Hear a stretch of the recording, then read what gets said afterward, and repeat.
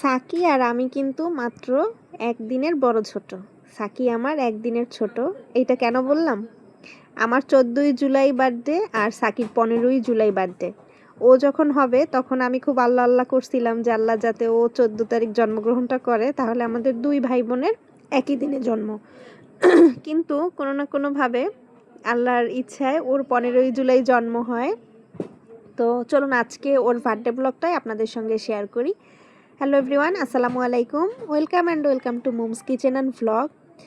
এত বৃষ্টির মধ্যে ওদের বাড়িতে আসবো বা ওর বার্থডেটা সেলিব্রেট করব এরকম কোনো প্ল্যানিং ছিল না। হুট করেই আম্মুকে বললাম চলো ওদের বাড়িতে যাই, মানে আমার নানা বাড়িতে যাই আর ওর বার্থডেটা একটু উদযাপন করি, কারণ ও ছোটো মানুষ। একটা বছর পর এরকম একটা দিন আসে, সেটা যদি ছোটোবেলায় দুই একবারও স্মৃতিস্বরূপ না থাকে তবে তো বড় হয়ে ভাববে যে আমার জন্য কেউ এই দিনটা একটাবার মনেও রাখে নাই। তো সেই হিসেবে হুট করেই একদম যাওয়া, গিয়ে আম্মু একটু বিরিয়ানির আয়োজন করে আর আমরা মোটামুটি একটু সাজাই, কারণ কারেন্ট ছিল না গ্রামে, তো এখন কারেন্টে খুবই প্রবলেম। তো সেই অবস্থায় আমরা সব রেডি করতেছিলাম, আমি ওর টুপিটা পরাই দিলাম।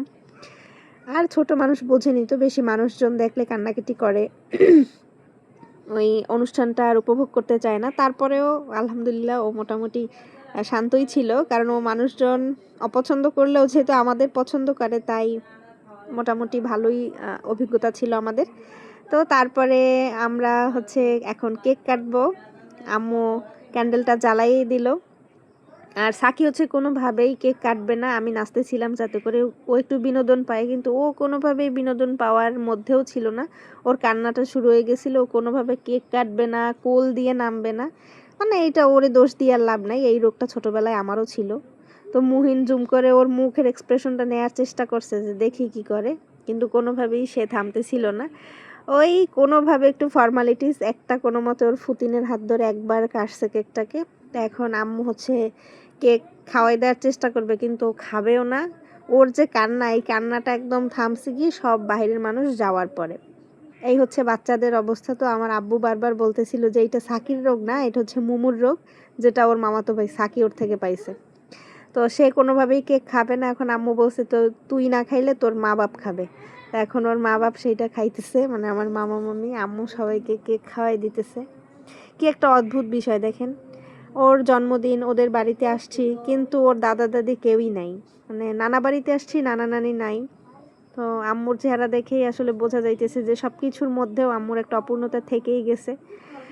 তারপরেও বড় মামি, আম্মু, সাকির আম্মা সব মিলে ওরা চেষ্টা করছে, আমার এই এক নানি চেষ্টা করছে যাতে আমরা একটু আনন্দ পাই। আমি চেষ্টা করছি সবাইকে একটু আনন্দ দেওয়ার, কতটুকু পাইছে আমি জানি না, তবে আমি সবসময়ই চাই যে আমার দ্বারা কোনো বাচ্চা যাতে একটু কষ্ট না পায়।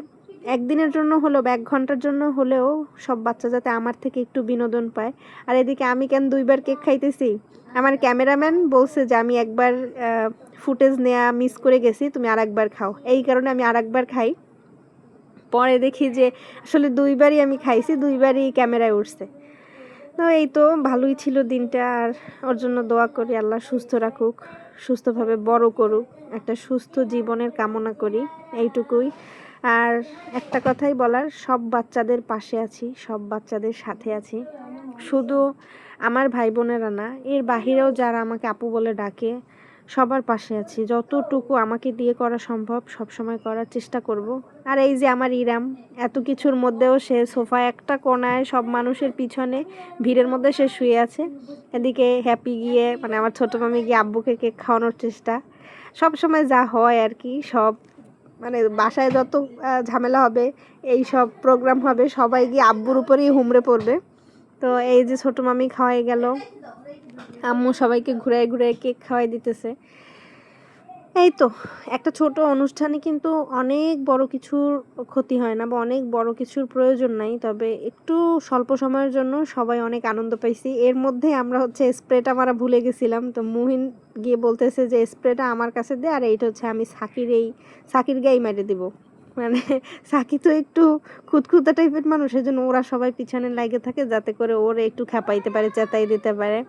তা আব্বুকে একবার কেক খাওয়াই গেছে, এখন আবার 2 মামি আর আব্বু আবার আম্মু আবার আব্বুরে খাওয়াইতেছে। আব্বু কেক খাইতে খাইতে একদম সোজা হয়ে গেছে যে আর খাওয়াইও না। এরপরে ফাইনাল এপিসোড হচ্ছে মুহিন বেলুনগুলো ফাটাবে না, সেটা তো হয় না। এদিকে সাকিরে কে যেন আবার কেক মাখাই দিতেছে, আর সাকি সেইটা ওর মায়ের গায়ে মুছে দিতেছে।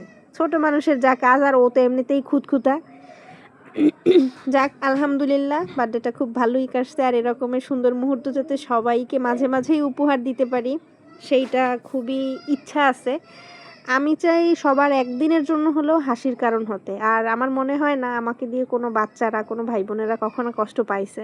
আমি আমার সর্বোচ্চটা দিয়ে সবসময় চেষ্টা করি ওদের ভালো রাখার।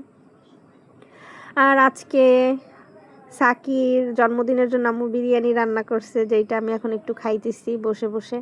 আজ এ পর্যন্তই, আল্লাহ হাফেজ।